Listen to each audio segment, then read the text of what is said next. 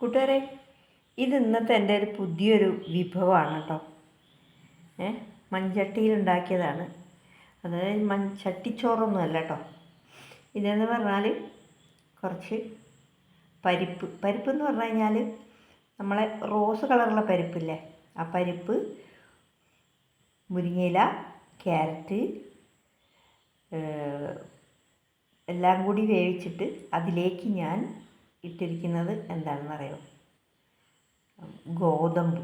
ഗോതമ്പും ഉലുവയും കൂടി, ഇച്ചിരി ഗോതമ്പും ഉലുവയും കൂടി നന്നായിട്ട് കഴുകി വൃത്തിയാക്കിയിട്ട് അതുകൂടി ഞാൻ ഇതിനകത്ത് ഇട്ടിട്ടുണ്ട്.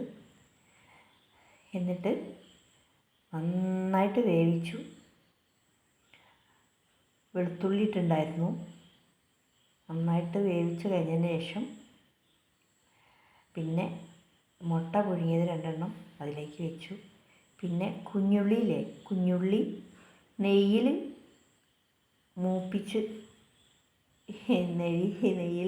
ഇട്ടതാണത്.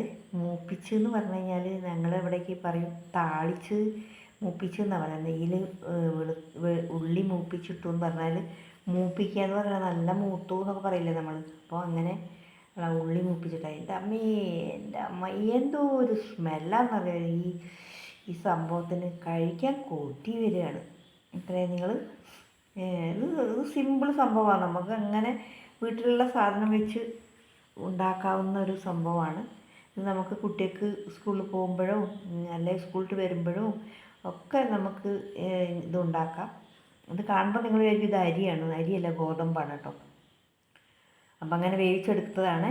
ഉപ്പ് ഇട്ടിട്ട് വേറെ ഒന്നും ഇതിനകത്ത് ചേർക്കത്തില്ല.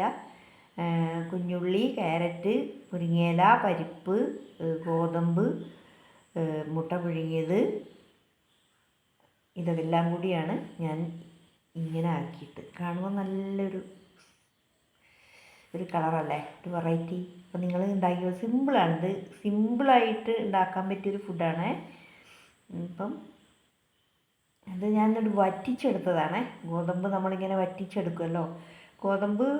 ഇത് ഗോതമ്പ് നുറുക്കാണ്. അത് കാരണം ഒരുപാട് കുറച്ച് വേവേ ഉണ്ടാവുള്ളൂ. ഇങ്ങനത്തെ ഒരു ഫുഡാണ് ഞാൻ കഴിക്കട്ടെ. എനിക്ക് കൊതിയാവുന്നുണ്ട്. ഇനി അടുത്ത് മറ്റൊരു ഫുഡുമായിട്ട് വരുന്നത് വരെ വണക്കം.